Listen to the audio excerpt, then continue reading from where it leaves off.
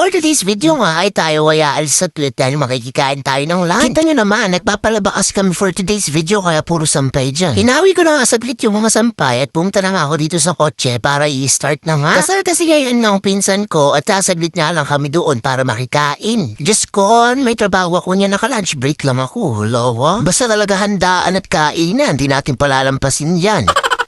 Tinabas ko na nga yung sasakyan at tinaya ko na nga sila, nagbubusina ng katagal. Abe, malamang sa malamang, overbreak na naman tayo na ito. Dana?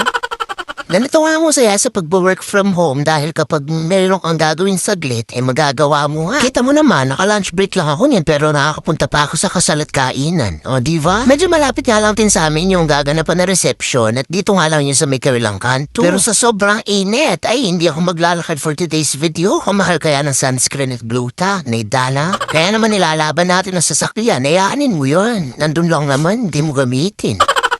At saglit nga lang, nandito na ating kami at pinat ko lang dito sa may kitawing kalsada yun sa sakin dahil saglit nga lang din naman kami, mag-i-eat and roll lang tayo for today's video. Chares!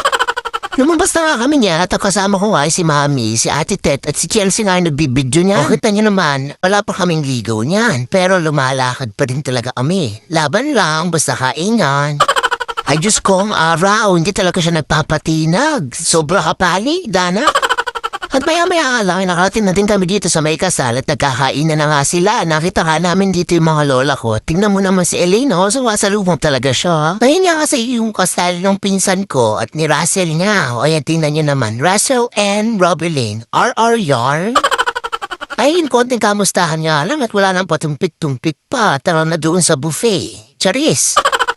Ayan na naman niya si Elaine at tingnan niya naman pinagkitiktok ko siya niya, medyo may toyo siya, init na init siguro. Very intimate wedding nga lang din ang naganap dahil mga kamag-anak lang na malalapit ang mga nasa reception niya. Nandito na nga din sila Ina, sila Tita Lane, sila Kim, sila Jea. Tapos na nga daw silang kumain. Kaya naman konting kamustahan at dumiretso na nga kami sa buffet nanaduta pa.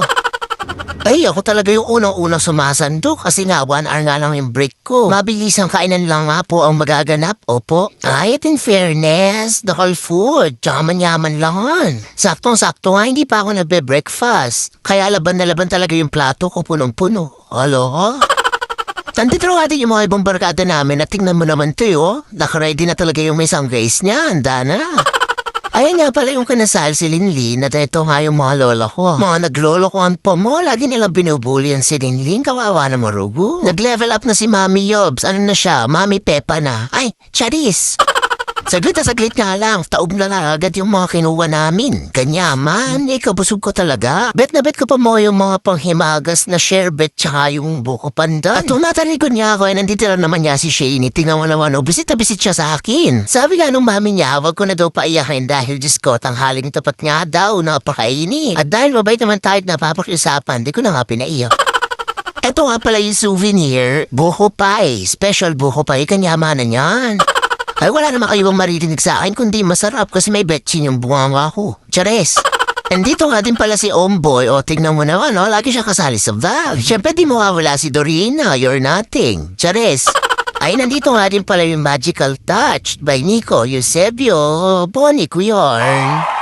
Pagkatapos nga namin kumain, umuwi na nga ako saglit dahil nga may trabaho pa nga ako. At maya nga, sinusundo na naman ako ni MJ, Santing na yatang loho, Pineflex na naman niya yung Ninja 400 nga daw niya. Bagay na bakay daw sa kanya. Ano ba naman? Oo na, sige.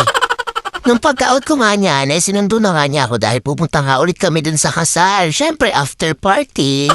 Laban na naman. Ay, Diyos ko, yung atay ko talaga wala nang pahinga. Ilang araw na ako sunod-sunod, tanagdana. Medyo malapit nga lang din talaga ito sa amin kabilang kanto nga lang. At nung nakarating na nga kami doon, nakita nga namin sila. Medyo umaambon ng mga time na ito mga naglilipat na ng gamit. Ay Diyos ko, yung mga tao dito, kapag nakikita ako, vlogger na yung tawag sa akin. Uy, kayong ganyan, baka panindigan ko to. Charis! Pumasto na nga kami dito at Diyos ko naliptin po na ako para laban na laban tayo bawat tagay. Diba? Tingnan mo naman si MJ. Ano yun? Sabi ba naman niya ni pineplex yung braso niya? Discouragos mo. At nung napag-set up na nga yung crew, ano pang gagawin? Laban na laban na. Siyempre hindi mawawala yung video. At siyempre ilalaban natin ang video tamang halop lang ng kanta. Laban na. Syempre, hindi pwedeng mawala si Tanggol dyan. Tingnan mo naman kaligayan na rugo.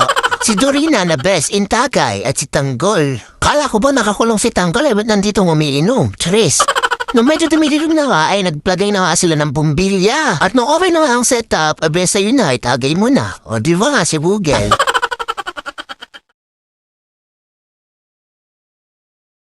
Mr. Julio 2023, Raymond Garcia, Sitio Sais! Nandito nga rin pala yung mga boss ng pinsan ko sa trabaho na at Diyos ko, kapapayat nila. Charis. Ay, kumpleto talaga yung mga aso. Andito din si Omboy tsaka si Jeko. At maya-maya nga lang, nagpaalam na din ako dahil aalis pa nga kami. Manunod kami ng Miss Puma. Yan lang naman, tapos na. O Bes, follow mo na tong page ko. Go.